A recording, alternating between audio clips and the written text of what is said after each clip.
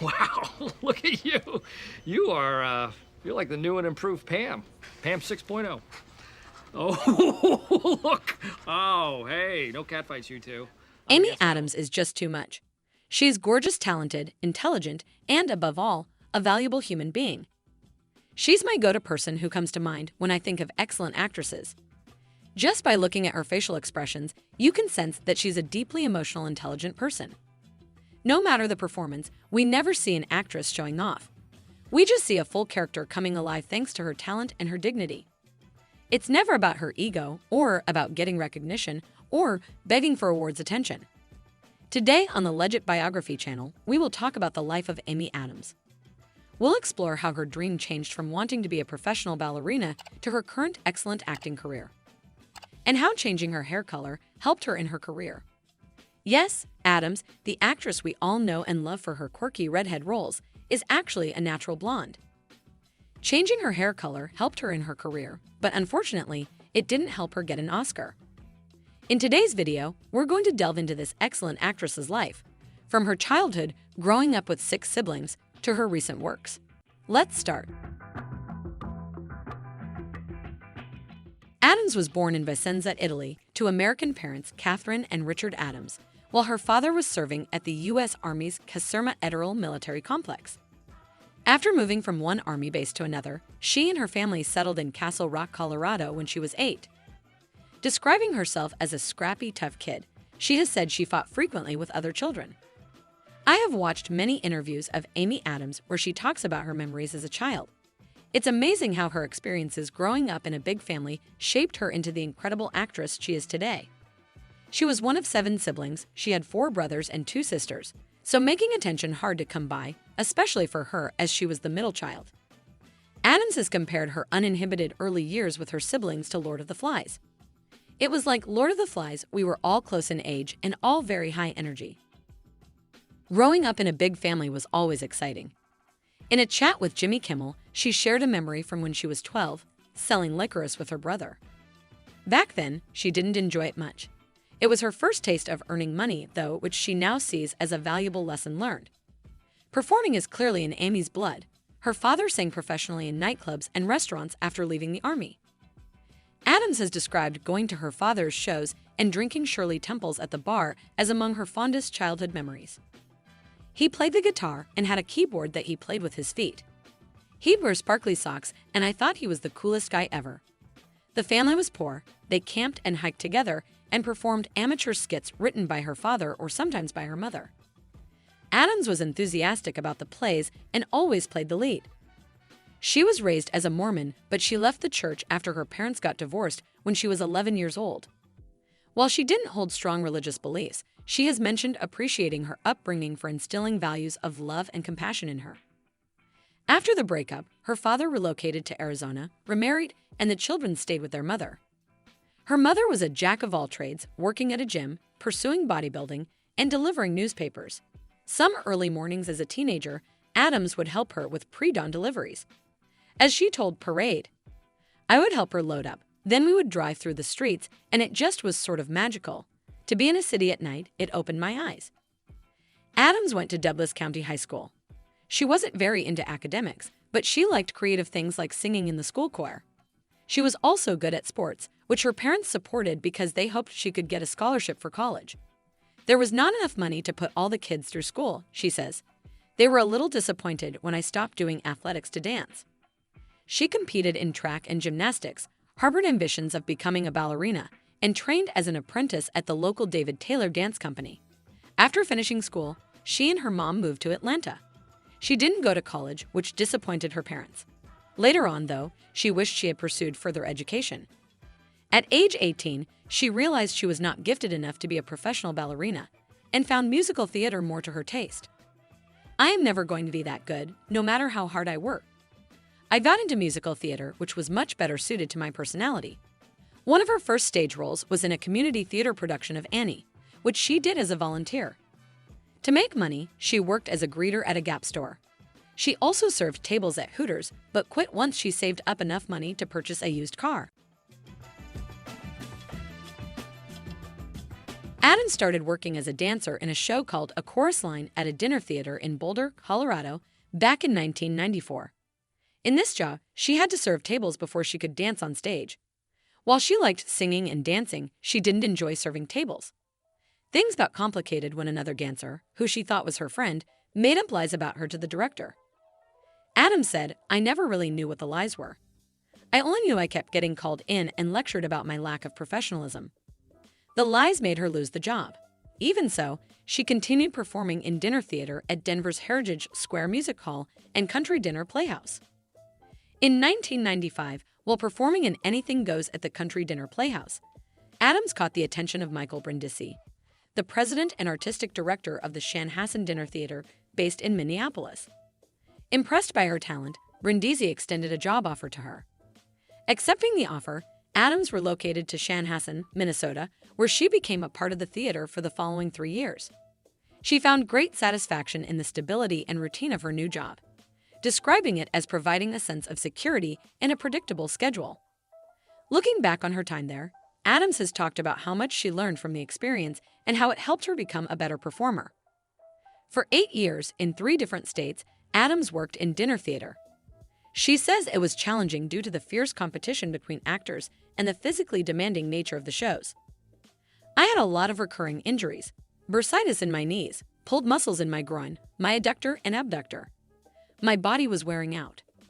But it was her formative years in dinner theater that guided her to Hollywood. During an interview with the Frame's John Horn, Adams revealed that her early experiences in dinner theater, along with a significant conversation with Kirstie Alley, set her on the path to Hollywood. "Doing dinner theater helped me overcome my stage fright. It helped me be able to breathe in order to give performances. Things that seemed like it would be easy, but it was a big challenge for me when I first started." According to Adams, dinner theater was the best training ground, which she loved so much. "It teaches you an amazing work ethic. Because when you're in theater, everyone's kind of responsible for themselves. You're responsible for your hair and makeup. You're responsible for your props. You are responsible. In film, it took me a long time to let people do that for me, and then I realized by me doing it, it made their jobs harder. So that took a little while to get used to." In Los Angeles, Adams auditioned for whatever parts came her way, but she was mostly given roles of the bitchy girl. Her first assignment came within a week of her relocation in the Fox television series Manchester Prep, a spin-off of the film Cruel Intentions, in the lead role of Catherine Merteuil, played by Sarah Michelle Gellar in the film. Following numerous script revisions and 2 production shutdowns, the series was canceled. Adams later said a controversial scene in which her character encourages a girl to masturbate on a horse was the primary reason for its cancellation. Amy Adams took on a supporting role in Psycho Beach Party, 2000. It was a funny horror movie that made fun of beach party and slasher films. She played the teenage rival of a movie star, acted by Kimberly Davies. Between 2000 and 2002, Adams popped up in various TV shows as a guest star. You might have seen her in episodes of That 70s Show, Charmed, Buffy the Vampire Slayer, Smallville, and The West Wing. These roles helped her gain more experience and exposure in the entertainment industry. Amy Adams landed her first major role in the comedy drama Catch Me If You Can, directed by Steven Spielberg. In the film, she portrayed Brenda Strom, a nurse who becomes the love interest of Frank Abagnale Jr., played by Leonardo DiCaprio. Although the movie was a hit and Adams received praise for her warm presence from Variety critic Todd McCarthy, but it didn't lead to a significant breakthrough in her career. Even worse, she was unemployed for a year after its release, leading her to almost quit film acting. Adams instead enrolled in acting classes, realizing that she had a lot to learn and a lot of self-growth to work through. "There were times when I didn't work. There were times when I was flat broke, just like anyone else. You go through ups and downs in life, and right now I'm on and up. I'm going to enjoy it and have fun and make the most of it." Her career prospects seemingly improved a year later when she received a lucrative offer to star as a regular in the CBS television drama Dr. Vegas, but she was dropped after a few episodes. In film, she only had a minor role in the Fred Savage starring The Last Run, 2004. Adams, the actress we all know and love for her quirky redhead roles, is actually a natural blonde. This surprising fact becomes evident when you watch her early movies, where she consistently flaunted her original blonde hair. It's intriguing to witness how actors sometimes alter their appearance for roles. This revelation adds depth to our admiration for her versatility as an actress. It was in 2004 that she went dark red for the ill-fated Robe Lowe TV show Dr. Vegas. Adams recalls a time when she was cast as a nurse alongside the beautiful blonde actress Sarah Lancaster, who played the role of a casino dealer. She remembers being in a room with Lancaster and being told that one of them needed to change their hair color. Lancaster had a tan complexion, stunning green eyes, and a mane of blonde hair, while Adams described herself as having pale skin with freckles. She humorously thought about who would have to dye their hair red between the two of them. Despite initial resistance from her representatives, Adams decided to dye her hair red, and she believes it made a significant difference in how people perceived her for various roles. Shortly after the change, she landed her breakthrough role in Junebug. Reflecting on the experience, Adams acknowledges that changing her hair color might not be the sole reason for her success, but believes it might have helped people see her beyond just being a blonde. The actress spoke at the New York Times-hosted Timestock event, where she revealed that changing her hair color from strawberry blonde to red dramatically influenced her chances of getting cast in films. Based on roles that I was getting called in for, people were responding to certain types of characters with me as a blonde, and the minute I went red, it was quirky and fun instead of flirtatious and dumb. Adams has found that being a redhead comes with its own set of challenges, one of which is the tendency for people to mistake her for other celebrities with similar features. She humorously remarked on this phenomenon, noting that redheads who share certain physical characteristics, such as being under 5 feet 5 inches tall and not particularly tan, can often appear identical to others. This has led to her being frequently misidentified as Isla Fisher and other famous redheads. During her interview with Conan, she expressed her delight in being a redhead and how being blonde didn't quite suit her. She shared how the vibrant red hair color complemented her personality and made her feel more confident. After she debuted her fiery red hair on Dr. Vegas, she never looked back. Not even once did she revert to her original hair color. Since then, all her roles have featured her vibrant red locks. It's become her signature style, adding a touch of boldness and uniqueness to her on-screen presence. It was great, I liked that. But in all seriousness, it's just hair color. It was really fascinating to see just one element of yourself change people's perception, and that became a very powerful tool for me even in my acting.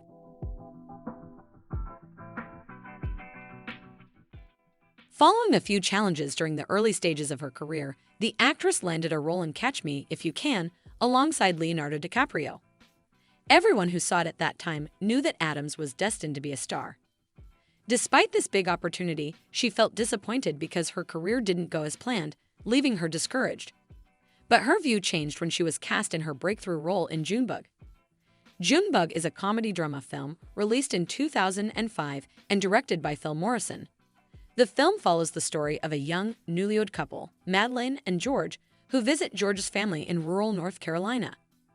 Madeline, played by Amy Adams, is an art dealer from Chicago, and her visit to George's family home brings about a clash of cultures and personalities. Amy Adams is such a good actress. Her performance was electrifying, adorable, and compelling, all at the same time. For some reason, I kept thinking Amy was the lead actress in this movie and that she was nominated for Best Actress Not Supporting Actress. I remember watching this movie because of her Oscar nomination. People were raving about the revelation that is Amy Adams. When I watched, I understood. Her pure talent has propelled her to where she is now. It's deep. I've not seen it in many actors. It's a gift to watch. Adams' role in the film helped to further establish her as a talented and versatile actress in Hollywood. For her performance, Adams won the Independent Spirit Award and Critics' Choice Award for Best Supporting Actress and received an Academy Award nomination in the same category. For me, as an actress, my personal breakthrough was Junebug. It was the year when I learned that I wasn't willing to be unhappy to be an actress. I was turning 30 that year, and I was thinking, what do I want? This is my life. Later in 2005, Adams had supporting parts in 2 critically panned films: the romantic comedy The Wedding Date, starring Deborah Messing and Dermot Mulroney, and the ensemble coming-of-age film Standing Still. These are such underrated movies, especially The Wedding Date. It's one of the best rom-coms I've watched. Even though these movies weren't big hits, but they gave Adams a chance to show how versatile she is as an actress. Even in smaller roles, Adams managed to leave a memorable impression. demonstrating her ability to elevate the material she was given. These experiences helped her continue to hone her craft and paved the way for more significant roles in her career. Also that year, she joined the cast of the television series The Office for a recurring role over 3 episodes. The Office is a popular TV show that's all about the funny and sometimes chaotic happenings at a paper company called Dunder Mifflin. It's filled with quirky characters and hilarious situations that happen in an office setting. Amy Adams made a guest appearance in Season 1 of The Office as Katie, a purse saleswoman who catches the eye of Jim Halpert, one of the main characters. Even though her appearance was short-lived, it left a lasting impression on fans of the series. But if there's one performance that really shows why Amy Adams is such a great actor, it's the lead role in a movie that's guaranteed to put a song in your heart and a skip in your step every time you watch it. I'm talking, of course, about Princess Giselle in the Disney movie Enchanted. It's the movie that provided Adams with her big break as a mainstream leading lady. She was among 250 actresses who auditioned for the high-profile role. The studio had favored the casting of a bigger star, but the director Kevin Lima insisted on Adams due to her commitment to the part and her ability to be non-judgmental about Giselle's personality. Enchanted was a commercial success, grossing over $340 million worldwide. Because of her role in Enchanted, Amy Adams was nominated for several awards, like the Golden Globe for Best Actress in a Musical or Comedy. People loved how she brought the character of Giselle to life with her joyful and captivating portrayal, earning her recognition in the world of entertainment. In 2008, a movie called Sunshine Cleaning was shown at the Sundance Film Festival, a comedy drama about 2 sisters, played by Adams and Emily Blunt, who star at crime scene cleanup business. Adams was particularly captivated by the character she played, who is always striving to improve herself. Critics were quick to praise Adams' performance, with Mick LaSalle of the San Francisco Chronicle describing her as magical. He noted that Adams skillfully portrayed her character's inner desires hidden beneath a calm exterior. Adams next starred in Doubt, an adaptation of John Patrick Shanley's play of the same name. The film tells the story of a Catholic school principal, played by Meryl Streep, who accuses a priest, played by Philip Seymour Hoffman, of pedophilia. She played an innocent nun embroiled in the conflict. Shanley initially approached Natalie Portman for the part, but offered Adams the role after finding her innocent, yet intelligent personality. In order to grid herself and prepare for the film, Adams went back to the original script from the play Doubt and matched it line by line against the script to see what was in and what was out. Amy's co-star in the film, Meryl Streep, comments on her work. Everyone has a different approach, but she was very, very well prepared. I have to tell you, it's not common with younger actors. Adams' performance in the movie Doubt received praise from critics for her portrayal's compassionate distress and embodiment of wide-eyed innocence. Her role earned her nominations for prestigious awards such as the Academy Award, Golden Globe Award, and BAFTA Award for Best Supporting Actress. In 2010, Amy Adams continued to captivate audiences with her remarkable performances across a diverse range of film genres. Starting with The Fighter, a movie directed by David O. Russell, which tells the true story of boxer Mickey Ward and his journey to redemption, with Adams portraying Charlene Fleming, Mickey's tough and fiercely loyal girlfriend. Throughout the film, Adams shares powerful scenes with her co-stars, particularly Mark Wahlberg. Their chemistry is electric, making their scenes feel intense and real. In a film filled with heavyweights, Christian Bale, Melissa Leo, and Erica McDermott's hair, Amy not only holds her own, but delivers some of the movie's most memorable moments. Particularly in this, one of my favorite scenes. Adams literally went full on lioness mode here. Her performance in The Fighter earned her widespread acclaim and numerous award nominations, including an Academy Award nomination for Best Supporting Actress.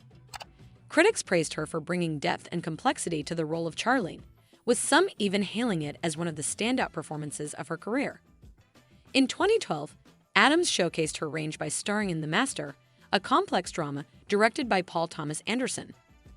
Amy Adams plays Peggy Dodd, wife of Lancaster Dodd, the magnetic and somewhat mysterious leader of a philosophical movement.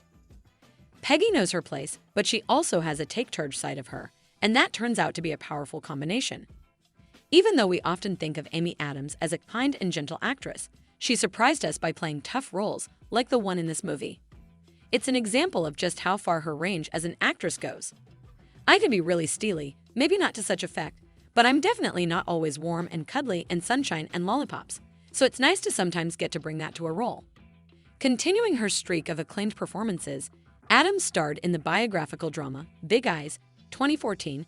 In 2016, Amy Adams nailed it again with her role in the sci-fi movie Arrival, directed by Denis Villeneuve. In Arrival, Adams plays Dr. Louise Banks, a linguistics professor recruited by the military to communicate with aliens that have landed on Earth. Louise has a sad past. The movie starts by showing her having a baby who dies young.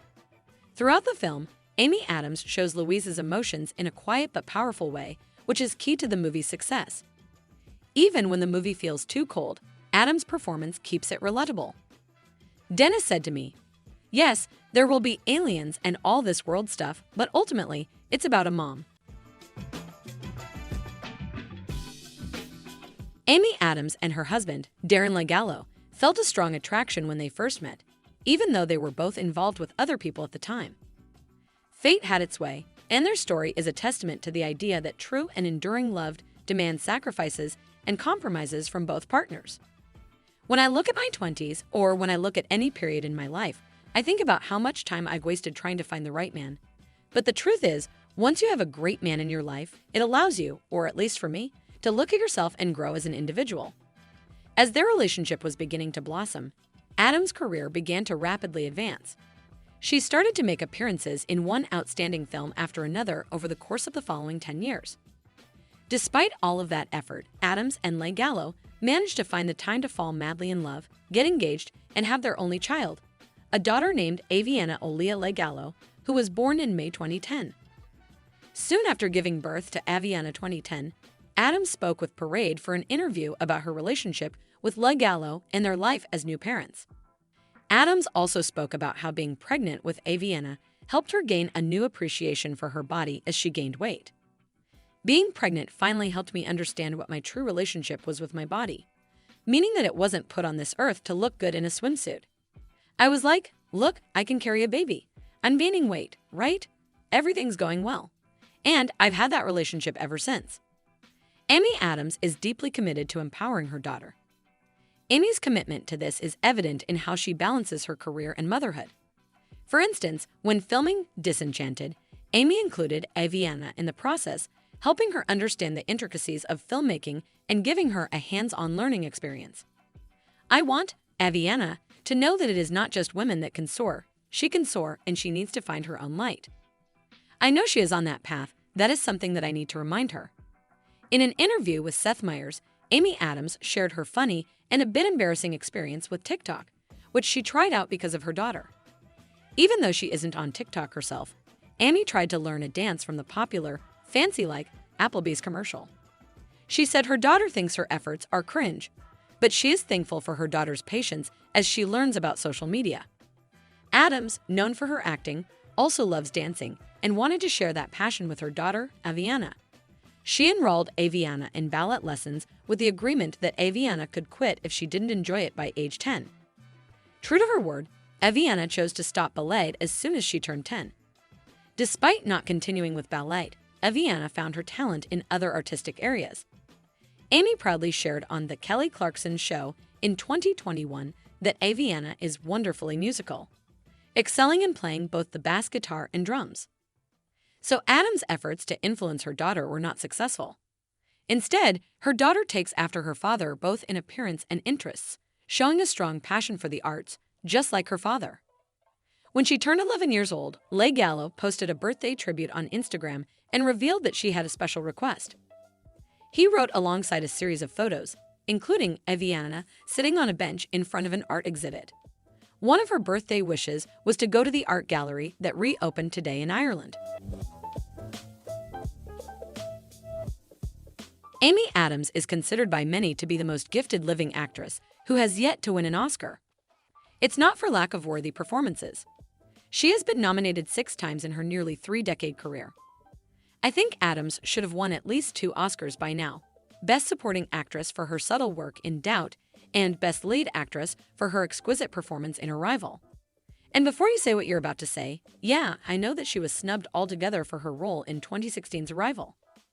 I just chose to live in an alternate universe in which Amy Adams was nominated, and won for her most glorious performance in Arrival. I find sometimes if an actress is in a movie that is too genre, they don't get nominated no matter how good they are. Like Toni Collette in Hereditary, Horror, or Charlize Theron in Mad Max Action. So that is my theory why Addams missed out on a nomination for Arrival Science Fiction. For her portrayal of Ashley Johnston in the 2005 film Junebug, Addams earned her first Oscar nomination. Although she didn't play the main character, Junebug director Phil Morrison asserted that the film might not have been made without her. I promise this is true. If we had not found the right person to play Ashley, I would have said, okay, well, let's just not make the movie. It's not that we were going to pull the plug. We weren't even going to put the plug in until we found Amy. In Junebug, Amy Adams' character, Ashley Johnston, experiences profound grief after her baby dies. This loss deeply affects her, leading to emotional turmoil and strained relationships within her family. For me, that was the best supporting performance in a film that I've ever seen. You just totally fall in love with her, and then this happens to her, and it feels personal. This film marked a significant turning point in her career. Addams felt deeply grateful for the recognition her role in Junebug received, especially the Oscar nominations. But at the time, Addams didn't even favor herself to win an award. I voted for Rachel Weisz, Addams said. Amy Adams earned an Oscar nomination for her role as Sister James in the 2008 film Doubt. She played a young nun caught between a strict principal, Sister Aloysius, played by Meryl Streep, and a priest, Father Flynn, played by Philip Seymour Hoffman, who is suspected of wrongdoing. One of the best lines in this movie that still hits me is when Sister Aloysius said to Sister James, "When you take a step to address wrongdoing, you are taking a step away from God, but in His service." For me, Amy Adams was such an amazing actress in this movie. They picked the perfect girl to act meek, innocent, mousy like she did in Enchanted. Critics praised Adams for her ability to show the character's innocence and moral struggle, which added emotional depth to the story. Amy Adams was nominated for an Oscar for her role as Charlene Fleming in The Fighter 2010.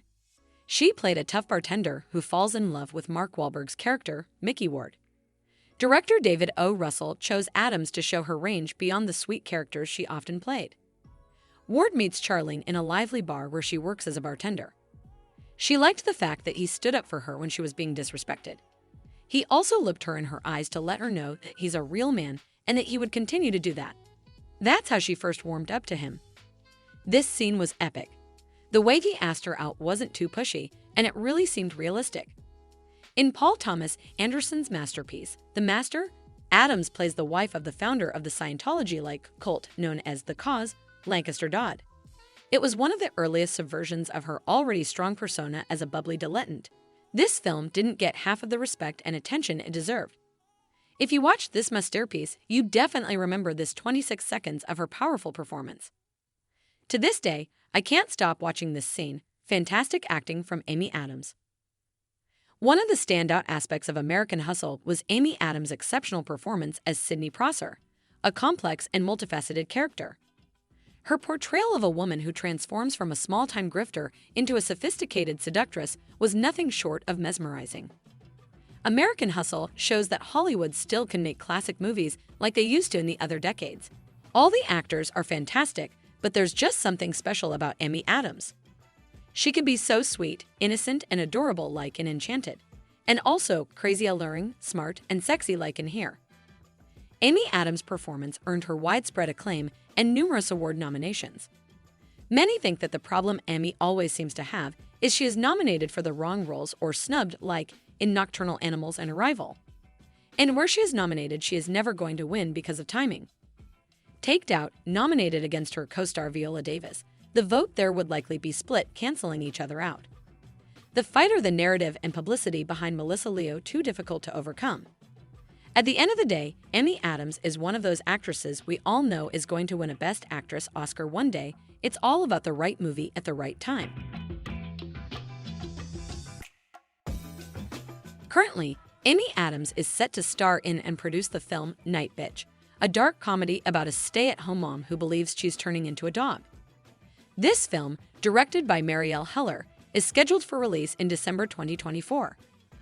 Night Bitch test screened in March 2023. One of the reaction was, I'm still not sure why someone decided to make this movie. I love Amy Adams, and she's great as always here, but it's super strange just for the sake of being strange. Some odd storytelling and unnecessary subplots. She literally feels and turns into a dog, and it's supposed to tell us something about motherhood. It's also a very ugly movie to look at. Regardless of the outcome of this film, for me, Adams is one of those actors that literally just acts in movies and does a great job and doesn't get involved in scandals or annoys us with overbearing charisma. She is so down to earth, someone you could easily have a chat with. To me, it's always her voice that draws attention first. I don't need to look at the screen to know Amy Adams is in a film or interview immediately. It's like listening to something made up of completely different material. It's like the only jewel in a box of stones. Thanks for watching. If you liked the video, leave a like and subscribe to the channel so you don't miss the next videos. See you in the next one.